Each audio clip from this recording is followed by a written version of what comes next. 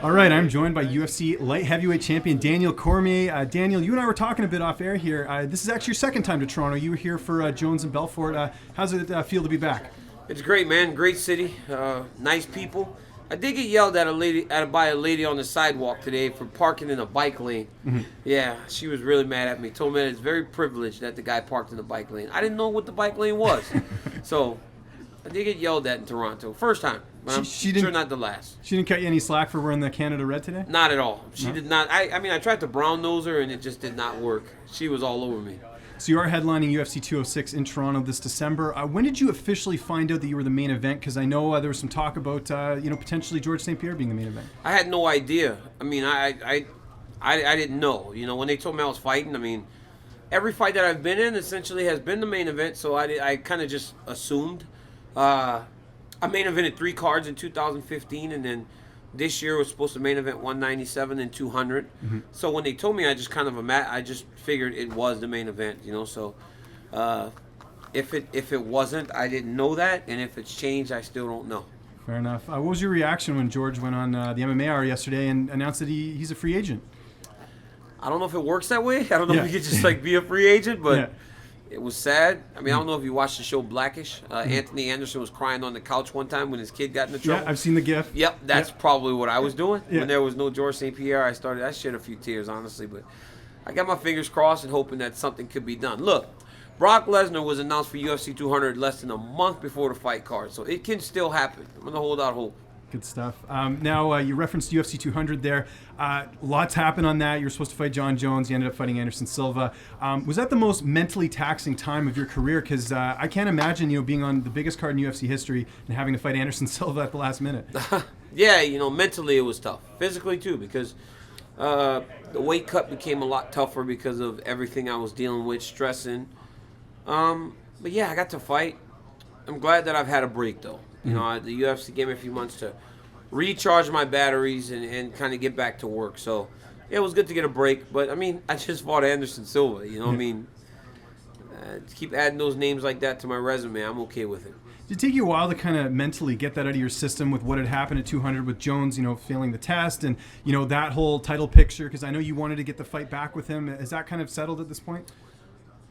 Well, he's not eligible to fight, so I guess we're going to find out when he'll be eligible to fight. But, yeah, it took some time, because there was a lot of impact not only in terms of competition but financially too, So, waiting to see what the pay-per-view numbers were after UFC 200 and all that other stuff too took some time. So, yeah, it was good to get away from it for a little bit.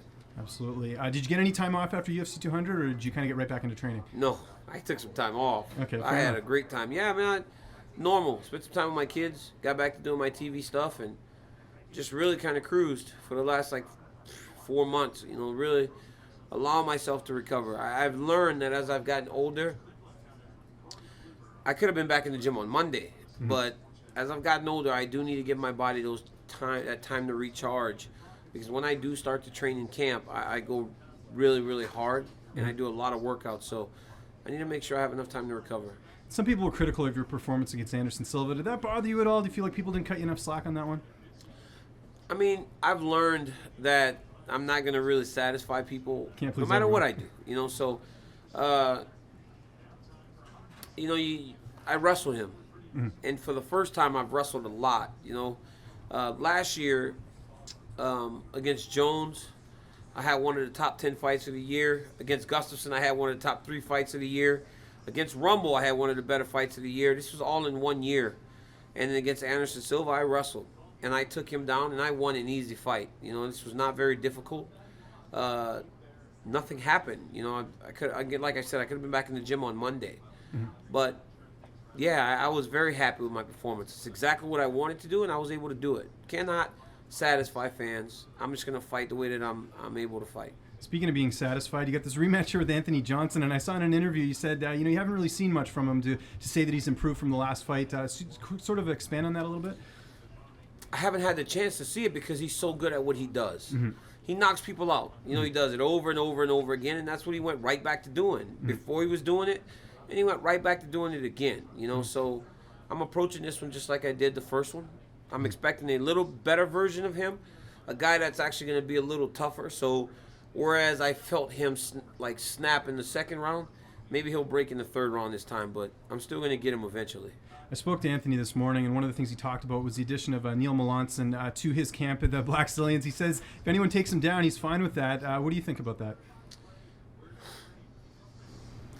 Neil's not going to be in there. Yeah. Neil's not going to be in there to hold his hand and walk him through the positions that I'm going to put him in. Mm-hmm. So Anthony's not throwing up arm bars. Anthony's not throwing up triangles. If he tries to get up, he'll get up. If I want to take him down, I'll take him down again. So, yeah, I don't put too much into that.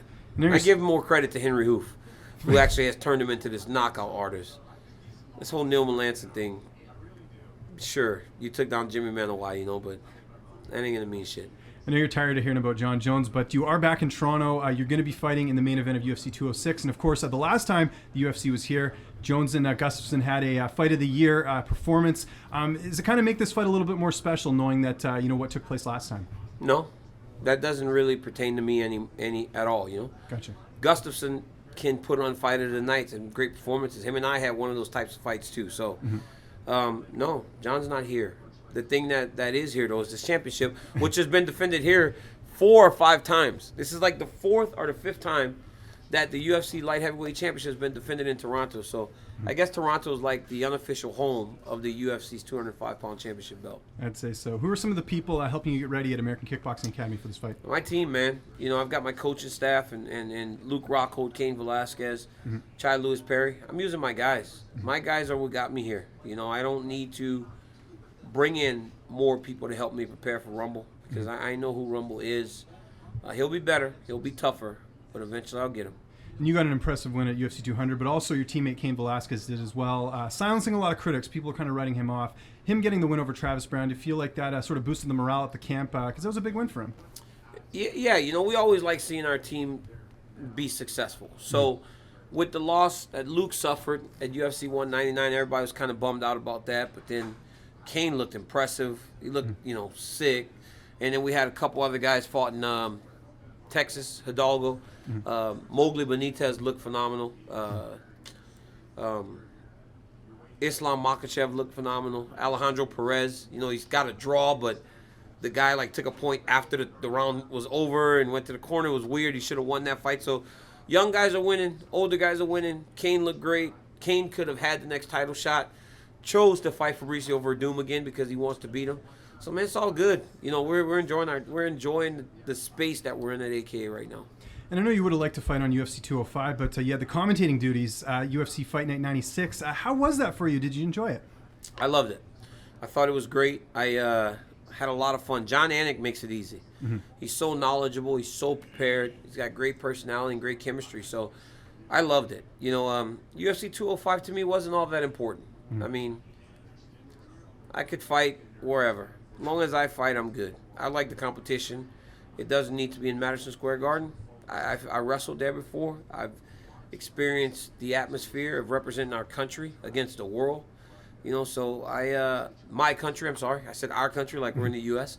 I didn't really need to do it. But I'll fight in Madison Square Garden at some point. Now, as a broadcaster, I'm sure you pride yourself in doing your research. Do you know a lot about Toronto? Do you know the name of the hockey team here? Toronto, yes. Maple Leafs. Good stuff. Yes, now, I do. Do you know who Austin Matthews is?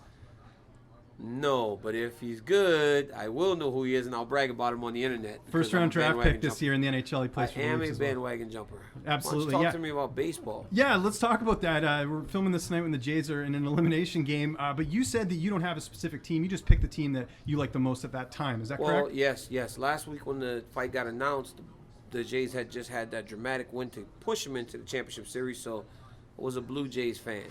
Now, maybe I'm not so much. The Indians look pretty good to me right now. I do like the, I'm trying to figure out who won last year. Didn't the White Sox win?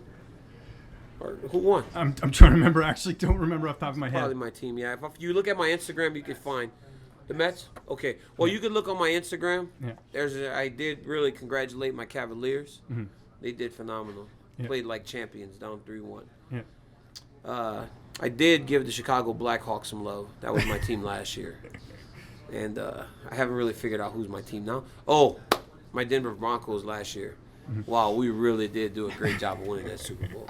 I'm telling you, man, when you're in it for the long run like me, from the championship game to the end of the championship game, you got bragging rights.